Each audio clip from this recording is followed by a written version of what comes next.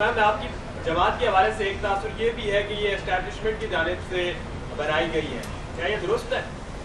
Establishment کہتے کسے ہیں؟ پہلے اس کی ڈیفینیشن کریں نا، بتائیں نا اسٹیبلشمنٹ کس کو کہتے ہیں؟ کون ہوتا ہے اسٹیبلشمنٹ؟ کون ہوتی ہے؟ ہاں ہاں، طاقتور تو آپ بھی ہیں، میں بھی ہوں، آزمائی کا آزما لو، مطلب اس کو اسٹیبلشمنٹ کا بیٹے بات میری میں آپ کے لیے آسانی پیدا کر دیتی ہوں۔ دیکھیں، میں آسانی پیدا کر دیتی ہوں۔ اسٹیبلشمنٹ جو ہوتی ہے اس کو حلف اٹھاتا ہے وہ اس ملک کے ساتھ وفادار رہنے کا، اس ملک کی قومی سلامتی کی ضمانت دی جاتی ہے، اور کوئی بھی جب وہاں سے جس کو آپ کہہ رہے ہیں پاس آؤٹ ہو کے باہر نکلتا ہے تو وہ جو یونیفارم پہنتا ہے، یونیفارم آپ سب باقی ادارے بھی پہنتے ہیں، جو سرکاری نوکری کرتے ہیں سرکاری نوکری کی تنخواہ لیتے ہیں، کوئی بھی ایسا شخص نہیں ہے جو سرکاری نوکری کرے تو اس کو تنخواہ نہ ملے، لیکن جس کو آپ اسٹیبلشمنٹ کہہ رہے ہیں وہ جب یونیفارم پہنتے ہیں تو یہ واحد وہ ادارہ ہے جو اپنی جان دینے کی سب سے پہلے اس قوم پہ اس ملک پہ جان نچھاور کرنے کی قسم اٹھاتا ہے، اور وہ جان نچھاور بھی کرتا ہے جو سب سے قیمتی چیز ہے۔ لہٰذا صرف یہ شوقیہ فنکاری کر کے، صرف اپنے دل کی تسکین کے لیے الزام تراشیاں کر کے انہیں سیاست میں گھسیٹنا جو ہے یہ بیوقوفوں کی سوچ ہے۔ اس کی میں سختی سے تردید کرتی ہوں کہ کوئی جماعت کوئی اسٹیبلشمنٹ کے کندھوں سے وجود میں آتی ہے۔ اسٹیبلشمنٹ کا رول اس ملک کے اندر آپ کے پیارے پاکستان کے نظریاتی اور جغرافیائی سرحدوں کی حفاظت کر کے ان کا امین بننا ہے، اور اگر نظریاتی سرحدوں پہ کوئی گٹھ جوڑ سے، بلیک میلنگ سے، پس پردہ، سر عام، چھپ کے، خفیہ کسی طرح بھی وار کرتا ہے تو اس اسٹیبلشمنٹ کے ہاتھوں میں اتنی طاقت ہے عوام کی دی ہوئی کہ وہ ان گروہوں کو، ان چہروں کو، اس کے آقاؤں کو اور ان کے ساتھ جڑے جو جتھے ہیں ان کو بے نقاب کر کے ان کے چہروں سے وہ حقیقی جو پیچھے چھپے چہرے ہیں اور فرنٹ پہ کوئی اور چہرے ہیں ان کے نقاب اتار کے دنیا کے سامنے لانا اور ان کو ان کے انجام تک پہنچانا۔ یہ تو حب الوطنی ہے، یہ تو پاکستان کی اس مٹی کا قرضہ ہے جو اگر اسٹیبلشمنٹ یہ کر رہی ہے تو یہ تو وہ پاکستان کا قرض ادا کر رہی ہے۔ تو یہ سیاست کے اندر کسی جماعت کے ساتھ ان کا نتھی کر کے کسی بیانیے کو چلانا، یہ میں سمجھتی ہوں کہ ان کے فرائض کی توہین ہے، کیونکہ پاکستان اس وقت جن حالات سے گزر رہا ہے، سیاست اور ریاست دونوں کے تحفظ کو یقینی بنانا ہوگا۔ ریاست کے تحفظ کو اسٹیبلشمنٹ یقینی بنائے، اور جو سیاست کا تحفظ ہے وہ سیاستدان اور ہم سیاسی لوگ جو ہے مل کے اس کے تحفظ کو ہر حال میں مقدم بنائیں۔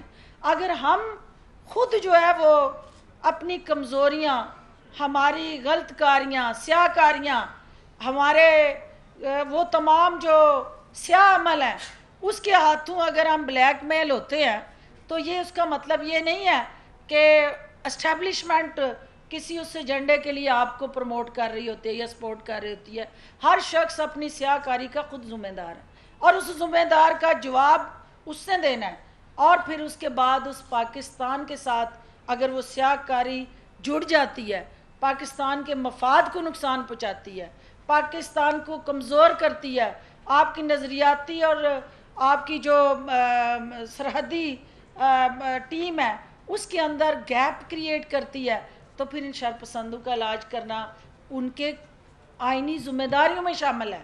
اور آپ آج کے بعد یہ بھول جائیں کہ اسٹیبلشمنٹ کا کوئی سیاسی رول ہے، وہ قومی رول ہے، قومی ادارہ ہے، قومی رول ہے، اور قومی رول کے اندر سیاست کی نفی نہیں ہو سکتی۔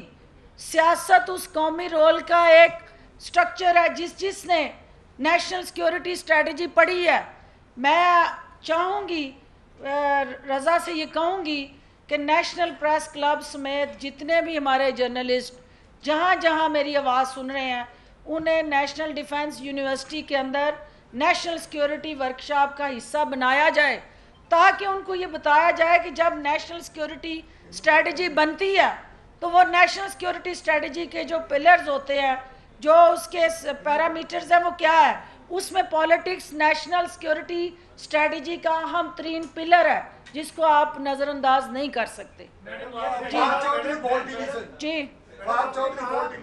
कि हर हल्के से आईपीपी उम्मीदवार खड़े करेगी, इतने कम अरसे में आपका क्या ख्याल है, आपके नजरियात से, पार्टी के नजरियात से मुत्तफिक होकर इलेक्टेबल्स आपके पास आ जाएगी, या एक बार फिर जेकेटी का जहाज पूरे मुल्क में घूमेगा और इलेक्टेबल्स इकट्ठे करेगा? देखिए, सियासत के अंदर जो है वो हर वो तरीका कार इख्तियार किया जाता है।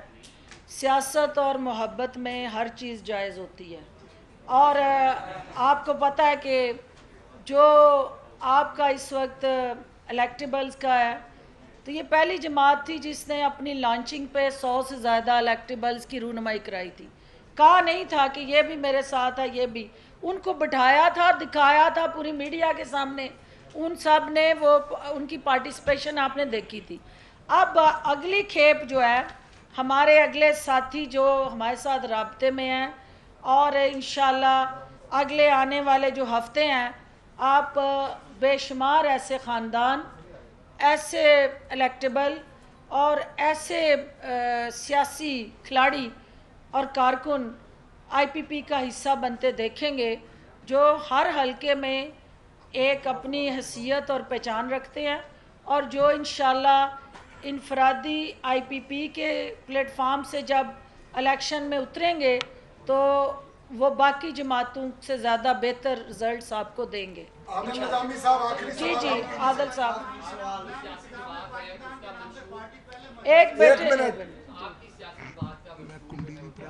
जी जी चला जाऊं? जी जी जी जी जी। अभी तक का हाल आपकी सियासी बात है, वो में ड्राइंग रूम में नजर आ रही है, जो आपका मंशूर है, क्या वो किसी सहाबी जलसे या मलाय पाकिस्तान जैसे प्लेटफॉर्म पे ग्राउंड पे जलसा करके अनाउंस करेंगे कि वो किसी ड्राइंग रूम में होगा? सेकेंडली, आप पंजाब की सियासी फोर्स को कह रहे हैं, आईएम से जो मेन स्ट्रीम पार्टीज की उनके साथ मुलाकातें भी की, रब्ता भी किया, आपको भी ऐसा रब्ता हुआ? दोनों क्वेश्चन आपके इम्पोर्टेंट है। पहली बात तो ये है कि आपको पता है कि जब कब आप किसी जमात को इलेक्शन कमीशन में रजिस्ट्रेशन के लिए उस एप्लीकेशन को दे देते हैं या जमा करा देते हैं, उसके बाद आपका एक पॉलिटिकल प्रोसेस शुरू हो जाता है।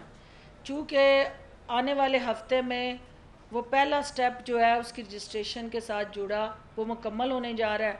उसके साथ आगे फिर आपके जलसे, जुलूस, पब्लिक गैदरिंग, चूँकि एक रीजनल कोऑर्डिनेशन स्ट्रक्चर हमने क्रिएट किया, और पाकिस्तान के मुख्तलिफ रीजन्स के अंदर हमने रीजनल कोऑर्डिनेशन कमेटीज़ बना के उनको 2 हफ्ते का हमने टाइम दिया कि वो डिस्ट्रिक्ट कोऑर्डिनेशन कमेटीज़ बनाएं जो अपना स्ट्रक्चर मुकम्मल कर चुकी हैं। अब अगला हमारा स्टेप ये है कि पब्लिक मोबिलाइजेशन, मेंबरशिप, उसका भी बाज़ाब्ता लाहौर में हम आगाज़ कर चुके हैं। अब उसको हर ज़िले के अंदर, हर हलके के अंदर वो मेंबरशिप कैंपेन, मेंबरशिप ड्राइव की शक्ल में हम सामने लेके आ रहे हैं, और इंशाल्लाह हर मकतबा फ़िक्र के जो लोग हैं उनको हम इसमें शमूलियत की दावत देने जा रहे हैं। और ये सारे SOPs और TORs जो आपने जिनकी निशानदेही की, इंशाल्लाह हम उन सब को फॉलो करेंगे। जो IMF की बात की, जिन लोगों के पास वो गए थे उन्होंने ही इस कौम को ये दर्द दिया था। IMF का वायरस इस पाकिस्तान में लाने वाला जो टोला था, जिनसे कल मैं देख रही थी मीडिया, सोशल मीडिया पे कि हीरोइज़म चल रहा था कि IMF वहाँ पहुँच गए जहाँ पे एंटी स्टेट नैरेटिव जन्म ले रहा था। तो IMF को लाने वाले, उस मर्ज में इस कौम को मुब्तला करने वाले जो थे, तुम्ही ने दर्द दिया था, तुम ही दुआ दोगे। जिसने दर्द दिया था उसी से दुआएं लेने गए हुए थे वो। तो जहाँ तक हमारी बात है, चूँकि हमारे साथ राब्ता उनका हुआ है, जहांगीर तरीन साहब भी बिज़ी हैं, आज उनके भाई के कुल हैं, और इंशाल्लाह वो फ़ारिग हो जाते हैं उनकी साफ से, तो वो प्रोसेस जो है जिसमें हम as a political stakeholder कोई ना कोई रोल अपना अदा कर सकेंगे, तो why not, we will be not only addressing the basic issues of the people of Pakistan on forefront, बल्कि डिप्लोमेटिक साइड पे इंटरनेशनली और डोमेस्टिकली और रीजनली IPP हर फोरम पे आपको फाल नज़र आएगी। बहुत शुक्रिया। लास्ट जितने भी लोग आए हैं वो या तो तहरीक इंसाफ के हैं या मुख्तलिफ जमातों से हैं। आवाम में एक तासुर है कि सियासतदान मुख्तलिफ बेस बदल के आ जाते हैं, जैसे आप पहले पीपल्स पार्टी में जीते थे। ये बात हो गई है बेटे, अगली बात करो, अगली बात। मैनिफेस्टो क्या है आपकी जमात का? कोई पहले बंदे हैं जो पहले बेस बदल दूसरों से मुख्तलिफ कैसे हो? सबसे अहम बात कि ये इसलिए मुख्तलिफ होगी कि ये पहली सियासी जमात होगी जो सियासत और रियासत को इकट्ठा करके चलेगी इंशाल्लाह।